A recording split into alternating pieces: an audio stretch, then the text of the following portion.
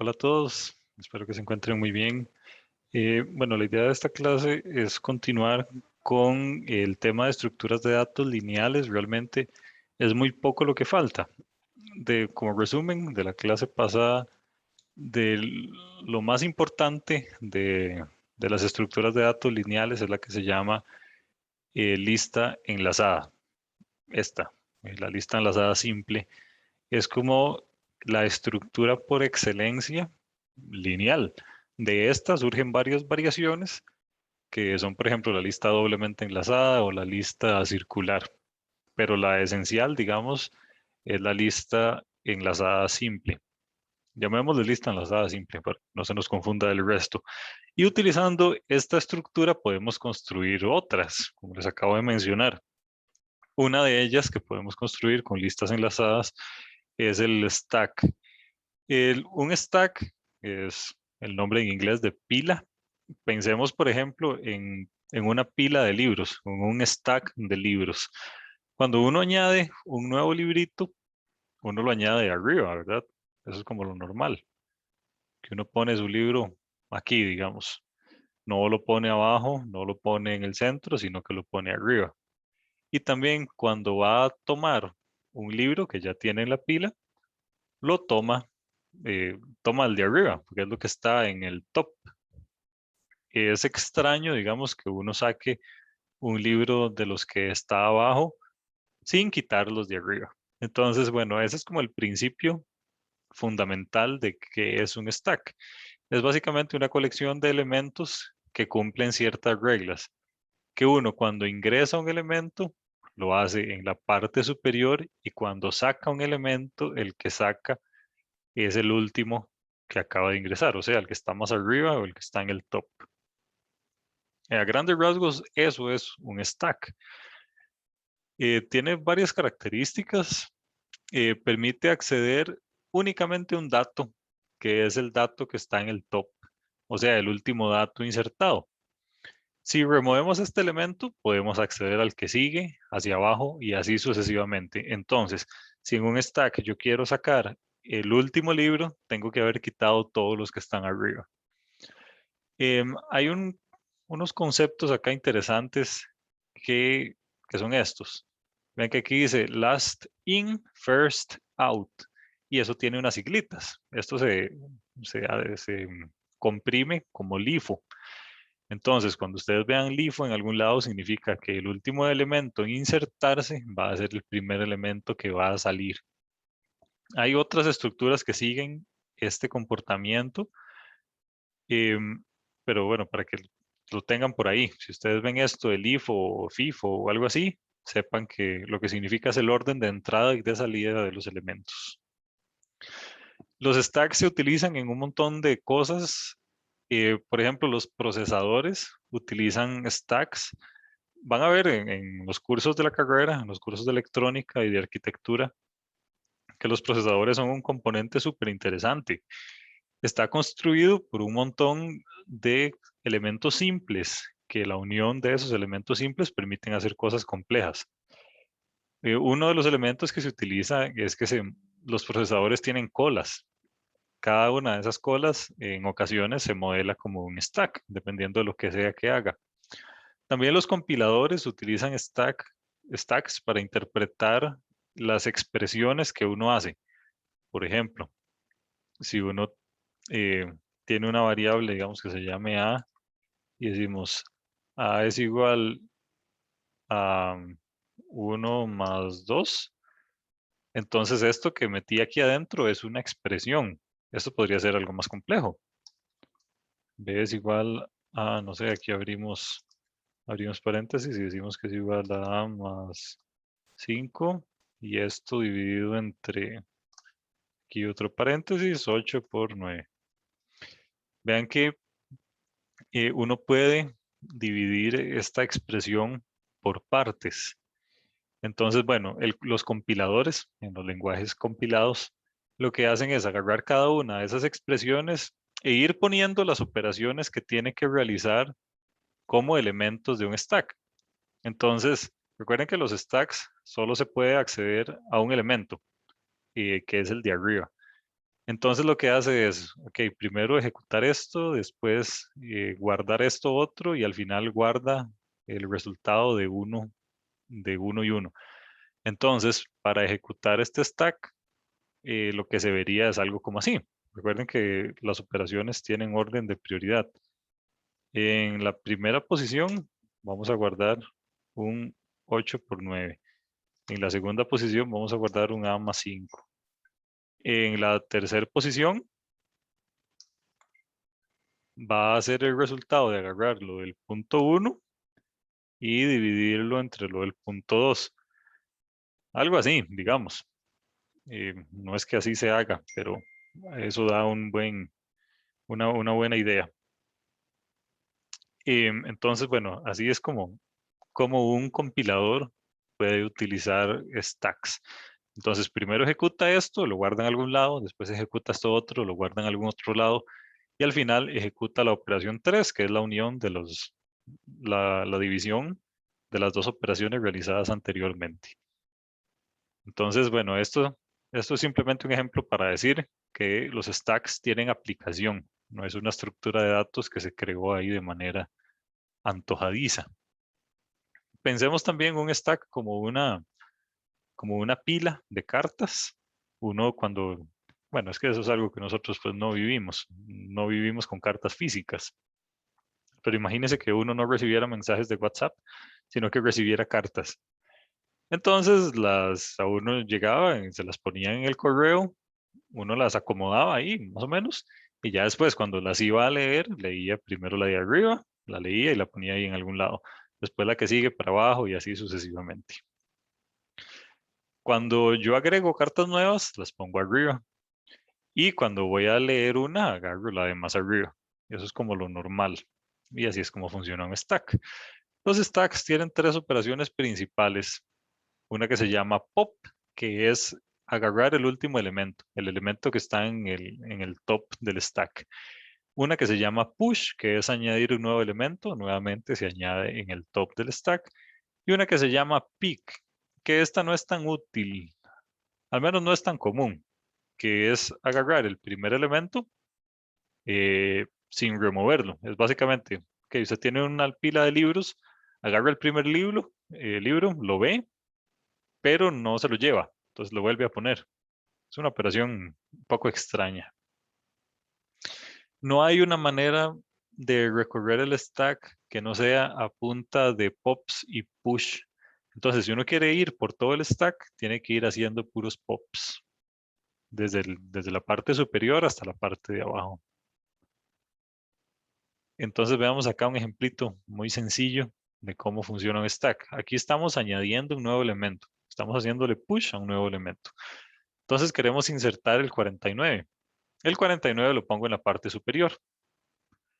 Y ahora tengo una referencia a cuál de todos estos elementos es el top. Lo que hago es actualizar esa referencia para que ahora apunte a lo demás arriba. Ahora tengo esta pila.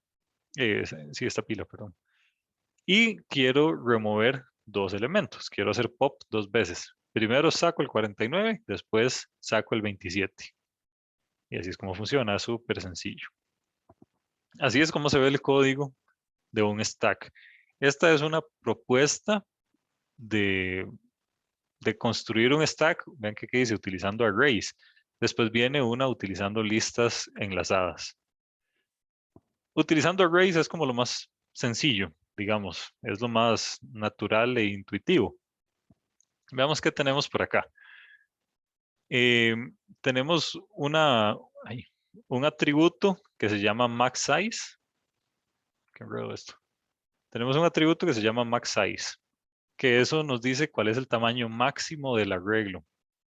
Entonces, digamos, uno crea un stack cuyo tamaño máximo es de 100 elementos. Entonces, esta variable va a ser 100. Después uno tiene un objeto que es el arreglo que va a contener los elementos. Vean que esto es una clase, esto no es un arreglo, es una clase. Este es el arreglo que sí va a contener los elementos. Y tenemos una variable que es súper importante que se llama top, que lo que es esto, esta flechita de acá. Es un número entero que me dice en qué posición del arreglo es que está el top. Vean que aquí está top, top, top. Siempre apunta al superior. Vean que max size no es el top. Max size es el tamaño máximo que puede aguantar este stack. El top sí es la posición del arreglo que contiene el elemento de más arriba. Creamos un metodito que se llama push, o sea, añadir un nuevo elemento. Vean que el nuevo elemento se recibe como objeto acá. Y preguntamos, ¿el top es menor al max size? Eso significa que todavía queda campo. Si no, o sea, si el top es mayor, entonces arrojamos una excepción que dice que el stack está lleno. Pero bueno, partamos del hecho de que no lo está. Lo que hacemos es, aquí en la línea 10, decimos this.stackArray, o sea, nos estamos refiriendo al arreglo como tal, más top va a ser igual a new object. Esto es básicamente, en la posición donde estaba el top anteriormente, le voy a sumar 1 y ahí voy a poner el nuevo elemento. Entonces, supongamos esto. Supongamos que tenemos que nuestro stack se ve más o menos así. Mm, ok, digamos que tiene estos elementos. Aquí yo tengo un elemento A, aquí yo tengo un elemento B. Y yo quiero insertar un nuevo elemento C. Lo que hay aquí es basura, digamos. Es simplemente memoria vacía, sin importancia para mí. En este momento, el top es este. El top está apuntando a B. El top apunta a B. Entonces, cuando yo agarro este elemento C, yo lo meto en la parte de más arriba, ¿verdad? Por eso es que aquí dice más top. Eso es lo que hace es, ¿se acuerdan que en la clase anterior vimos que uno puede poner como variable más? Variable más. Esto lo que hace, dijimos que era igual a hacer variable, es igual a variable más 1. Resulta que hay otra parecida, que es más variable. Esto en el fondo lo que hace es un incremento de la variable, pero lo hace, eh, lo hace antes de ser utilizado. Entonces, vean qué interesante. Acá en la línea 10, al yo hacer más top, lo que hago es, primero incremento el top en 1 y ya después cuando incrementé el top en 1, o sea, ya hice top es igual a top más 1, eso, con esa posición que me dio, voy y accedo del arreglo. Entonces, primero incremento, después accedo. Si yo aquí hubiera puesto más top, no, perdón, top más, de un toque para borrar esto. Si yo aquí hubiera puesto top más, lo que va a pasar es lo siguiente. Primero, eh, accedo al arreglo y después incremento top. Por eso, vean que si yo primero accedo al arreglo y después hago el incremento, cuando meta a C, lo voy a meter aquí, no lo voy a meter en la posición que quiero. Entonces eso está mal. Esta es poner más top, es simplemente una manera eh, extraña de Java de permitirme hacer este tipo de cosas. Pero estoy seguro que si ustedes estuvieran programando esto, no hubieran usado más top, sino que primero hubieran hecho una línea aquí intermedia, que sea, ok, primero incrementar la variable y después con lo que sea que dio voy a acceder al arreglo. Esto es una manera simplemente de hacerlo todo en la misma línea, no es que tenemos que hacerlo así. Entonces, bueno, de eso se trata esa línea 10, que es media complicada, yo sé. Hay otro elemento, otra función, digamos, otro método que se llama el de pop, que es quitar un elemento o retornar un elemento. Vean que aquí sucede lo mismo, pero al revés. Primero hago un decremento de... Ah, no, mentira. Aquí es más, o sea, con la operación primero, y aquí es con la operación después. Entonces, lo que les dije ahora, aquí primero accede al arreglo y después hace un decremento. Esto sería exactamente igual a que yo hubiera puesto, veamos cómo sería. Bueno, no sería element, es igual a stack en la posición top y después hago top menos menos y después hago un retorno del elemento. Estas tres líneas se simplifican en una utilizando este metodillo. Y bueno, eso es nada más. Es bastante fácil de entender cuando uno ya sabe cómo funciona esto de qué pasa cuando uno pone las cosas primero y cuando las pone después. Después hay otro que se llama pick, que vean qué interesante. Este simplemente retorna el top sin hacer un decremento de la variable top. Retorna el de más arriba sin decrementar. Eso significa que el top permanece invariable, o sea, que sigue apuntando a la posición que era top. Entonces uno puede hacer muchos picks, siempre va a retornar lo mismo sin que varíe quién es el top. Ok, esto fue utilizando arreglos. Ahora, utilizando listas enlazadas es un toque diferente. Recuerden que las listas enlazadas era una clase que tenía un montón de métodos. Entonces, para hacer un push, ¿qué es lo que tenemos que hacer? Insertar al inicio. ¿Se acuerdan que en la clase pasada vimos cómo era que una lista enlazada podía insertar al inicio? Entonces, todo se resume a esto. Recordemos, una lista enlazada ya es una clase que tiene, es esta, la clase lista enlazada, que esta clase tiene un montón de atributos y tiene un montón de comportamientos, tiene un montón de métodos que uno puede utilizar. Entonces aquí estamos partiendo del hecho de que esta clase lista enlazada ya existe. Y entonces lo que hacemos es simplemente utilizar los métodos de esta clase que ya existen. Este lo que hace es insertar al inicio. Después el de top lo que hace es retornar el primer elemento. Y se acuerdan que yo les había dicho que cuando uno retornaba, cuando uno eliminaba un elemento, uno lo retornaba. Entonces, esto me devuelve el elemento de más arriba, o sea, el elemento que eliminó. Entonces, lo elimina y me lo retorna. Entonces, yo por eso puedo retornarlo acá directamente. Esto me retorna algo, no es que simplemente lo elimina.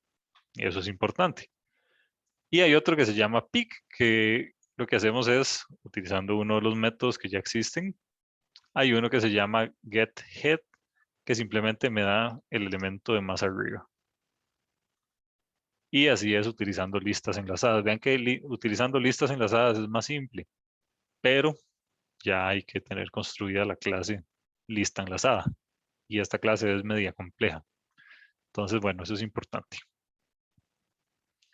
Ok, hay otra estructura de datos que creo que es la última estructura de datos lineal que vamos a ver en el curso, que se llama colas o filas. Supongamos que esta gente está haciendo fila para ser atendidos en el Banco Nacional. Por cierto, no sé si ustedes han hecho fila en el Banco Nacional, pero es algo que uno no le desea a nadie. Entonces acá tenemos, bueno, no le pongamos nombre.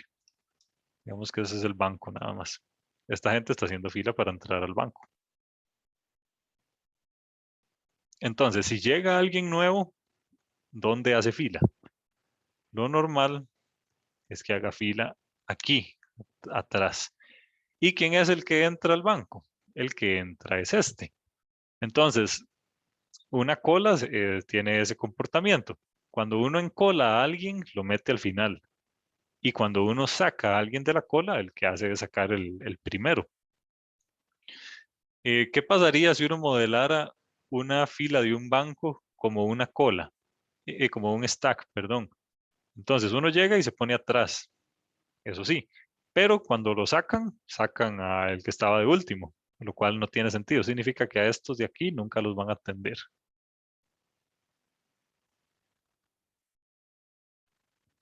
Es similar a un stack, pero sigue un comportamiento FIFO. O sea, el primer elemento en entrar va a ser el primer elemento en salir. Entonces, el que sale de la cola fue el que llegó de primero. Este compita va a ser el que, como fue el que llegó de primero, es el que lleva más tiempo esperando. Este va a ser el que salga para ser atendido. Y cuando uno añade una nueva persona, la añade aquí atrás. Y va a tener que esperar hasta que sea su turno. Esto se utiliza en varias situaciones también de la vida real. Pensemos igual en los procesadores o en los sistemas operativos o cualquier cosa que tenga que manipular procesos. Los procesadores funcionan más o menos así. Digamos que este de acá, ¿qué? Este de aquí es un procesador que yo tengo. Es un CPU. Y resulta que yo tengo una fila de procesos que realizar.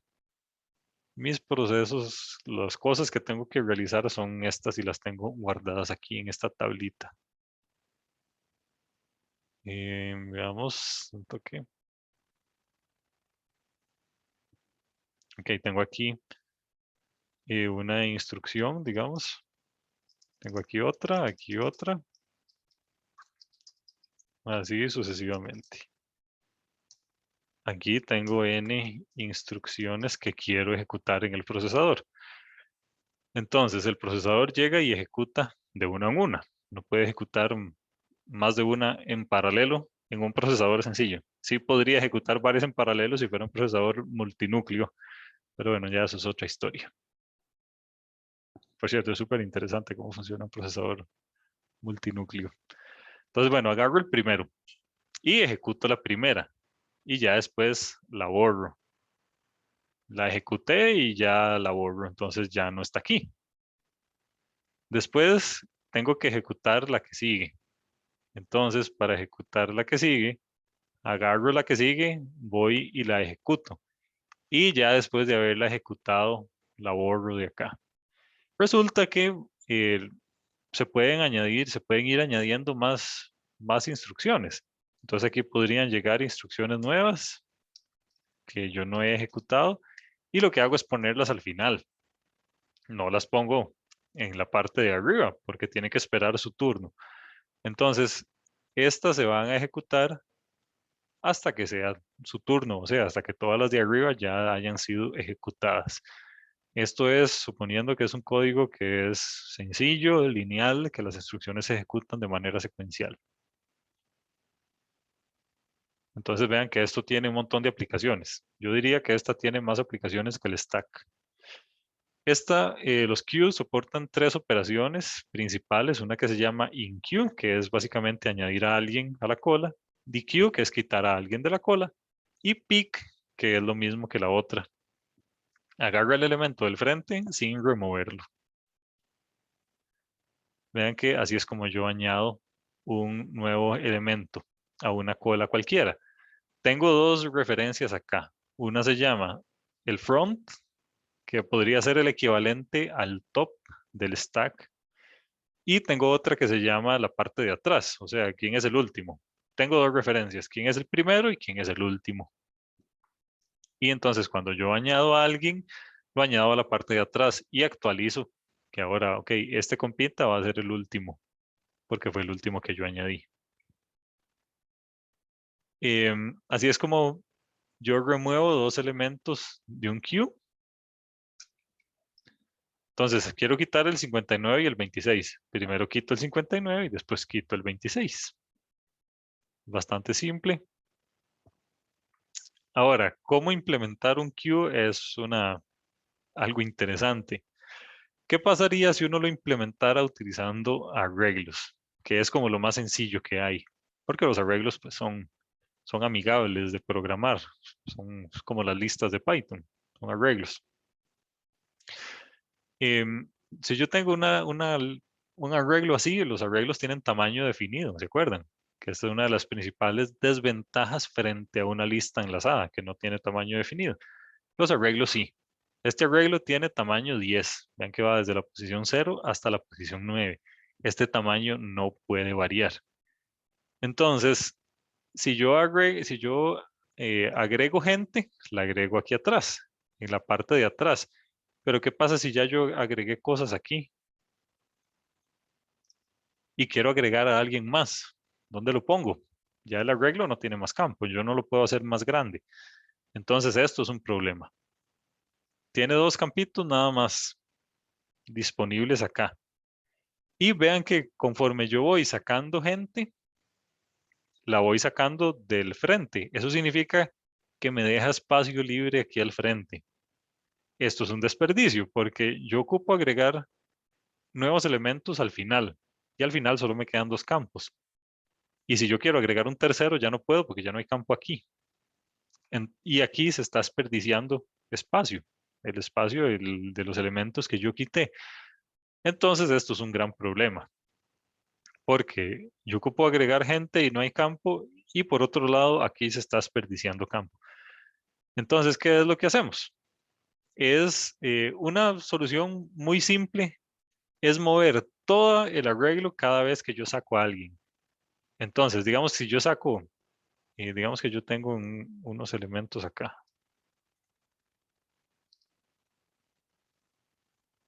Si yo llego y saco al 87, o sea, quito al 87, lo que hago es mover a todo el arreglo hacia abajo, lo cual es un desperdicio de recursos computacionales, migrar todo el arreglo a otra posición. Pensemos que este arreglo tiene 1 millón de elementos. ¿Cuánto tiempo va a tomar hacer esto? Entonces, esa es una solución, pero no es la mejor. Entonces, ¿qué es lo que hago? Y puedo utilizar una técnica que se llama wrapping, que se ve más o menos así. Entonces, yo tengo el frente por un lado y la parte de atrás por otro. Vean que estos son dos variables que me dicen dónde está el frente y dónde está la parte de atrás. Si yo agrego gente, la agrego aquí. Y lo que hago es actualizar a que la parte de atrás o el final me apunte al nuevo elemento. Y si yo hago DQ, entonces lo que hago es quitar al que está al frente. Entonces el 12 lo quito y esto me libera un espacio acá. Esto ya está vacío para mí. Y lo que hago es decirle, ok, ahora el nuevo frente va a ser el 80. Eso significa que como este quedó un campito aquí liberado por el 12, ese 12 ya no existe. Yo puedo seguir agregando elementos acá y yo puedo agregar a alguien aquí, porque aquí en teoría está vacío. Simplemente tengo que actualizar mi referencia, decir, ok, ahora el último es este. Y en este caso el arreglo ya estaría lleno, pero no hay desperdicio, que es la diferencia, y no tengo que mover todo el arreglo hacia abajo cada vez que quito a alguien, que quito un elemento. Esa es una de las principales ventajas de este enfoque. Sin embargo, eh, es lo mejor es utilizar listas enlazadas. Vean que aquí está cómo se implementaría con arreglos, pero no es la mejor solución. Para implementar un queue, lo mejor es hacerlo con listas enlazadas. Que vean qué fácil es. Recuerden que las listas enlazadas no tienen tamaño definido. Y cuando uno borra un elemento, lo que hace es borrarle las referencias. Y después el garbage collector de Java va y borra la memoria, libera la memoria. Entonces, ven qué interesante. Para implementar una lista enlazada en Java, para implementar un queue, perdón, en Java, lo que hacemos es utilizar listas enlazadas. Lista doblemente enlazada, perdón, no es lista enlazada simple. Tenemos una operación que se llama enqueue, que es agregar un elemento y lo que hago es agregarlo al puro final. Y para hacer un dequeue, lo único que hago es remover el último elemento. Y ven qué fácil. Remover el primer elemento, no el último. Ven qué fácil, cómo todo se simplifica. Comparen este código, digamos, una línea por cada método con este utilizando arrays. Hay 3 líneas, pero estas líneas están complejas. Y ven que hasta utilizan módulo. Impresionante. Y aquí para hacer DQ sí utiliza un montón. Entonces, en resumen, lo mejor es implementarlo utilizando listas enlazadas.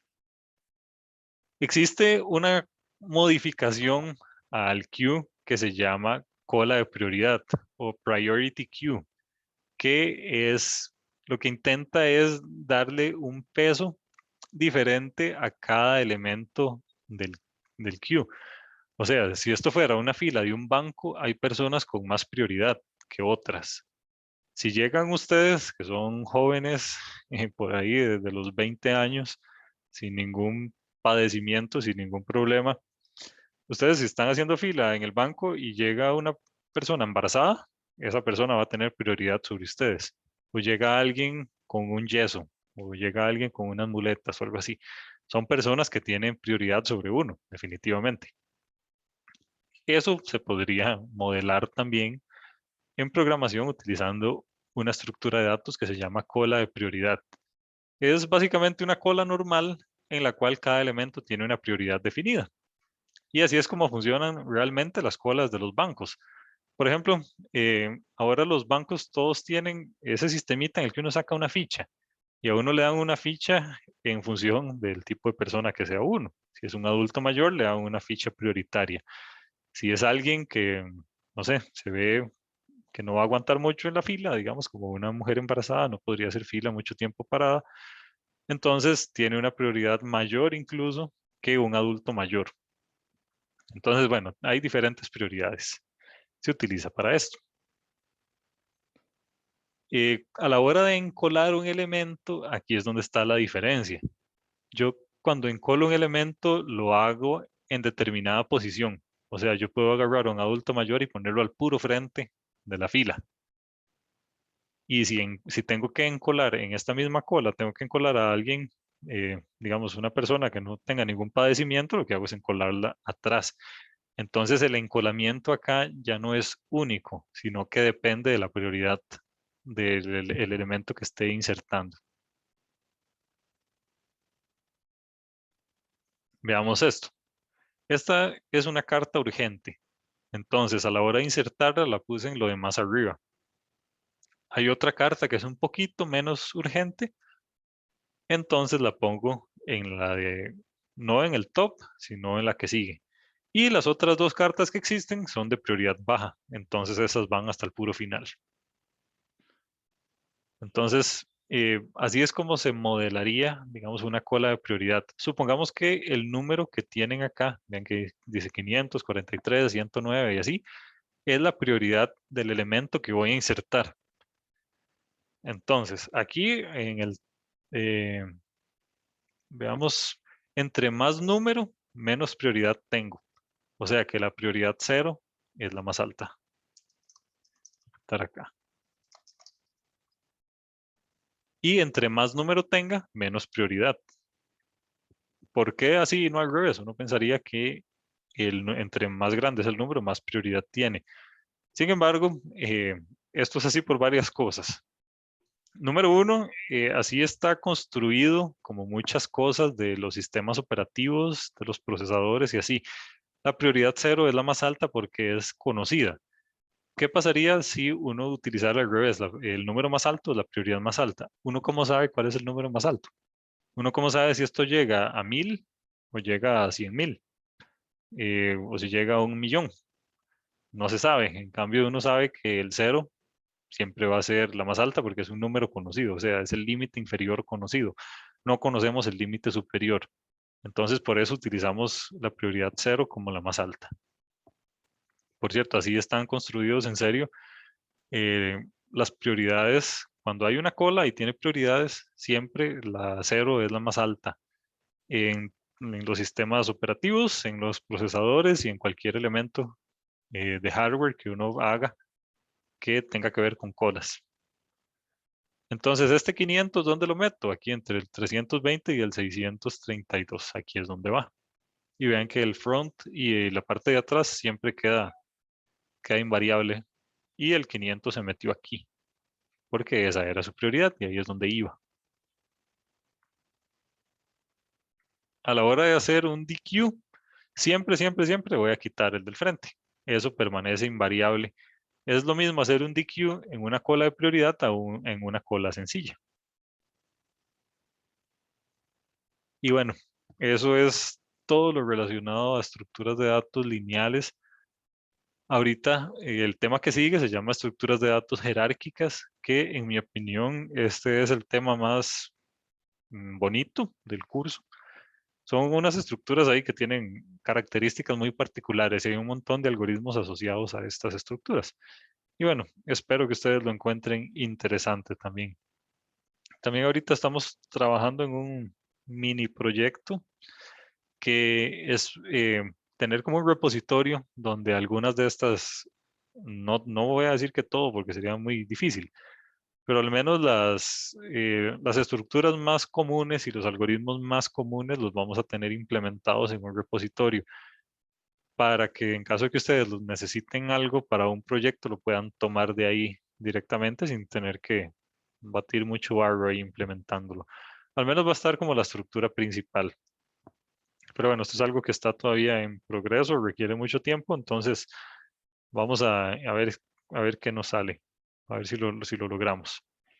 Y también tengo por acá que bueno, es una mini encuesta que tenemos que hacer respecto a los atributos de este curso, los atributos de evaluación de este curso. La historia es así.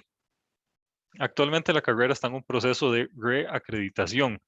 En estos procesos de reacreditación, lo que hace es que viene gente del organismo encargado de la acreditación a evaluar cómo está la carrera. O sea, en este momento hay gente evaluando directamente la carrera de nosotros. Hay gente externa al TEC, vienen incluso de otros países y así, y lo que hacen es para ellos dar un veredicto, que si la acreditan de nuevo o no, tienen que venir a revisar cómo están las cosas. Dentro de las cosas que nos pidieron es que existe la posibilidad de que esas personas los contacten a ustedes. No sé si los contactarán a todos, no sé si contactarán a uno o de este curso no, sino del otro grupo, lo que sea. Pero todos tienen que saber qué es un atributo, digamos. Entonces nos pidieron que si podríamos dar una pequeño refrescamiento de cómo era que funcionaba esto de los atributos. Recuerden que el curso tiene diferentes atributos y esto se ve, para ustedes saber cuáles atributos son, tienen que ir a ver el programa del curso. Por eso es que es obligado dar este tipo dar los programas del curso, porque aquí viene un montón de información. Veamos. Ok, aquí están. Ujú. Aquí están, aquí están. Esto es lo que andaba buscando. Ok, este curso ejercita estos atributos, el atributo de diseño a nivel inicial. ¿Y qué es lo que se espera de ustedes al finalizar este curso? Que tengan capacidad para describir un problema complejo en términos de requerimientos de diseño y limitantes, que es lo que estamos haciendo casualmente ahorita con el proyecto 1 y con la tarea corta 1. Que ustedes identifiquen los requerimientos de un proyecto o de un problema, que ustedes digan, ok, lo que se necesita hacer es esto y esto y esto, y las tareas que tengo que hacer para implementar eso son esta y esta. Un atributo que se llama trabajo individual y en equipo a nivel inicial. Esto se ejercita a través de dejar evaluaciones que ustedes tengan que resolver involucrando diferentes personas o individual. Por ejemplo, un quiz, los quizzes son individuales. Los proyectos son en equipos. Entonces ahí ustedes ponen ponen en práctica un montón eh, de habilidades que se requieren para poder trabajar en grupo. Que bueno, para nadie es un secreto que trabajar en grupo no es algo necesariamente fácil. Hay unos que trabajan más, otros que trabajan menos, otros que le pasan cosas en la casa, digamos, y no pueden ayudar o lo que sea. Requiere un montón de habilidades que solo se pueden poner en práctica en tipos de escenarios como este, como vaya y haga esto en grupos. Y otro que se llama habilidades de comunicación a nivel inicial. Vean que dice habilidades de comunicación en general, tanto de manera oral como escrita. Esto se ejercita a través de la redacción de informes técnicos como papers, investigaciones o la documentación del código. Esto cabe aquí en habilidades de comunicación. Y la parte oral se ejercita en la defensa de los proyectos y una que otra evaluación va a requerir que ustedes hagan como un video o algo así, donde tengan que hablar. Entonces, eso es una manera de poner en práctica este atributo oral. Entonces, bueno, eso es lo que se espera de ustedes de este curso en particular. Entonces, ahorita les voy a mandar esta encuesta que tienen que responderla acá, nada más, partiendo del hecho de qué es lo que se evalúa en este curso y así. Y eso es todo de mi parte. Muchísimas gracias y hasta luego.